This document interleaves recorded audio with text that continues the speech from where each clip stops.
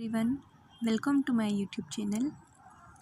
आज के इस वीडियो में हम BSc first year new education policy पर आधारित सिलेबस में केमिस्ट्री की यूनिट 5 क्रोमेटोग्राफी डिस्कस करेंगे, जिसके 2 पार्ट्स पहले हो चुके हैं, जिनकी लिंक आपको डिस्क्रिप्शन बॉक्स में मिल जाएगी। वहां जाकर आप उन्हें देख सकते हैं। एंड अगर आपने अभी तक हमारे चैनल को सब्सक्राइब नहीं किया है तो प्लीज़ उसे सब्सक्राइब कीजिए एंड बेल आइकन पर क्लिक कीजिए ताकि हमारे सभी न्यू वीडियोस की नोटिफिकेशन आपको मिल सके। आज डेवलपमेंट ऑफ क्रोमेटोग्राम पढ़ेंगे एंड नेक्स्ट वीडियो में इसके आगे के क्वेश्चंस कवर किए जाएंगे। इसके अलावा आपको किसी और टॉपिक की नोट्स या स्टडी करनी है तो आप हमें नीचे कमेंट बॉक्स में कमेंट कर बता सकते हैं। आइए वीडियो शुरू करते हैं। क्रोमेटोग्राम का विकास, इसे डेवलपमेंट ऑफ क्रोमेटोग्राम्स भी कहते हैं। आइए जानते हैं ये क्या होता है। क्रोमेटोग्राफी के आधार पर प्राप्त मिश्रण के अवयव यदि रंगहीन होते हैं या कलरलेस होते हैं तो ये क्रोमेटोग्राम में दिखाई नहीं देते हैं, अर्थात क्रोमेटोग्राम्स को हम नहीं देख पाते हैं। इन्हें देखने के लिए अपनाई गई प्रोसेस को क्रोमेटोग्राम का विकास कहते हैं। साथ ही साथ जब क्रोमेटोग्राम्स एक दूसरे के अति निकट होते हैं तो उनके बीच में अधिक अंतर उत्पन्न करने की क्रिया भी क्रोमेटोग्राम का विकास कहलाती है। क्रोमेटोग्राम का विकास निम्न 3 प्रकार से किया जाता है। इसकी 3 मेथड होती है। फर्स्ट मेथड है अग्रभाग विधि।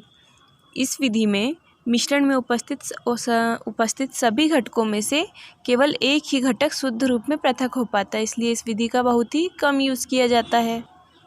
इस विधि में कॉलम के ऊपरी भाग में मिश्रण के ऊपर से विलायक की नीचे की तरफ प्रवाहित किया जाता है तथा सबसे पहले कम अधिशोषित होने वाला घटक विलायक के साथ शुद्ध रूप में मिलता है। अन्य घटक जो कि जल्दी अधिशोषित हो जाते हैं शुद्ध रूप में नहीं मिलते हैं। जैसा कि हमने देखा था कि ये हमारा कोई अधिशोषक पदार्थ भरा हुआ है इसमें, और ये हमारी स्थिर प्रावस्था है। इस पर जब हम कोई मिश्रण डालते हैं तो ये इन पर अधिशोषक पर आकर अधिशोषित होता है। तो हमारे क्रोमेटोग्राम में अग्रभाग जो विधि है उसमें जो हमारे बोलना चाहिए अवयव या घटक जल्दी अधिशोषित हो जाते हैं वे शुद्ध रूप में नहीं मिलते हैं, और जो जल्दी अधिशोषित नहीं होते हैं या कम अधिशोषित होते हैं वो शुद्ध रूप में प्राप्त हो जाते हैं। निश्चालन विधि या इल्यूशन मेथड। इस मेथड में स्थिर प्रावस्था पर सैंपल की कम मात्रा का यूज़ किया जाता है। इसके पश्चात शुद्ध विलायक प्रवाहित किया जाता है। इस प्रक्रिया से गतिशील प्रावस्था में अवयवों की गति में भिन्नता के कारण वह एक दूसरे के सापेक्ष भिन्न भिन्न स्थानों पर चलते जाते हैं।